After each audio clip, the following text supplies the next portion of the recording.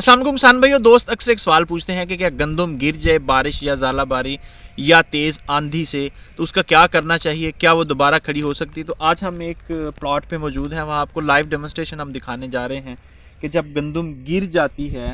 ये तकरीबन 1 माह पहले ये वाली गंदम गिरी थी। अब आप ये देखें, इसकी जड़ें देखें, ये इसकी रूट्स हैं और ये लेटी हुई है और ये ऊपर से सीधी खड़ी हुई है। अब आप ये देखें कि ये गंदम, ये और ये, इसमें कम से कम 1 फुट का फ़र्क है। 1 फुट ये नीचे है गंदम। उसकी वजह ये है कि ये नीचे से गंदम गिरी आज से तकरीबन 1 महीना पहले, जब बारिश और आंधी आई थी।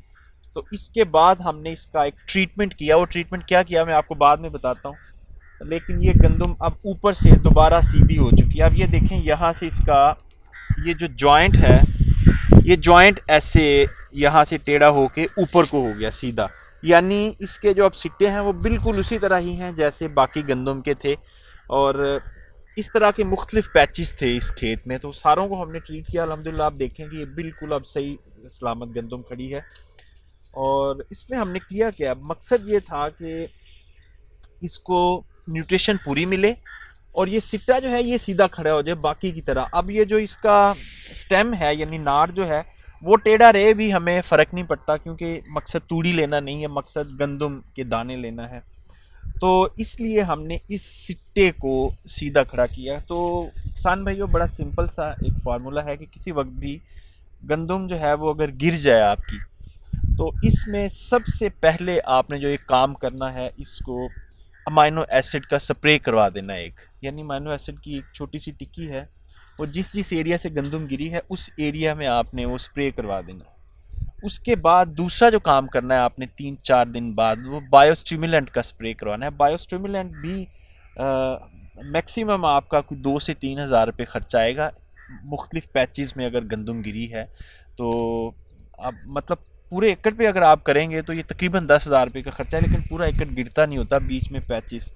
तो हमारा इस तरह के पैचेस थे मुख्तलिफ, तो 2,000 रुपये खर्चा है। तो बायोस्टिमुलेंट जो है दूसरे नंबर पे उसका आपने स्प्रे करना है। और एग्जैक्टली 4 से 5 दिन बाद आपने NPK का एक स्प्रे करना है।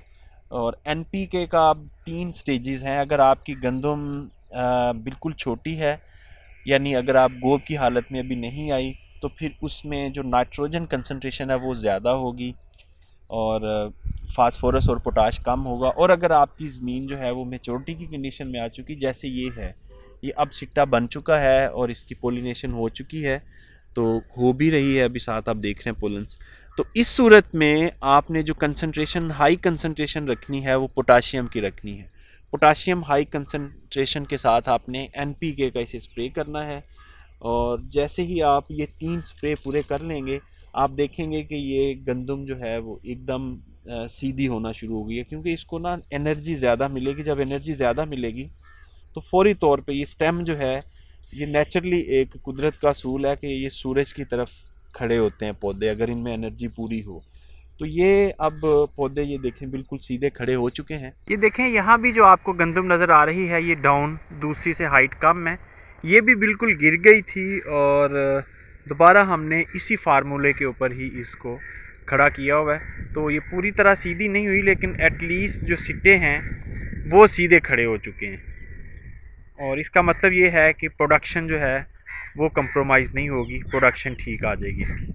अल्लाह ना करे किसी की फसल ऐसे गिरे, लेकिन खुदा न खास्ता अगर गिर जाए तो ये आपको हमने एक तरीका बताया, ये बेहतरीन तरीका है, इससे आप अपनी गंदम को रिकवर कर सकते हैं। आप देखें सिक्के का साइज़ इसका और ये जो सामने खड़ी गंदम है इसका, ये बिल्कुल बराबर में ही है, कोई इतना फ़र्क नहीं है।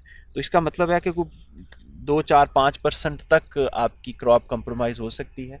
बाकी आप इस फार्मूले पे अपनी बिल्कुल सही पैदावार ले सकते हैं। इजाज़त दीजिए।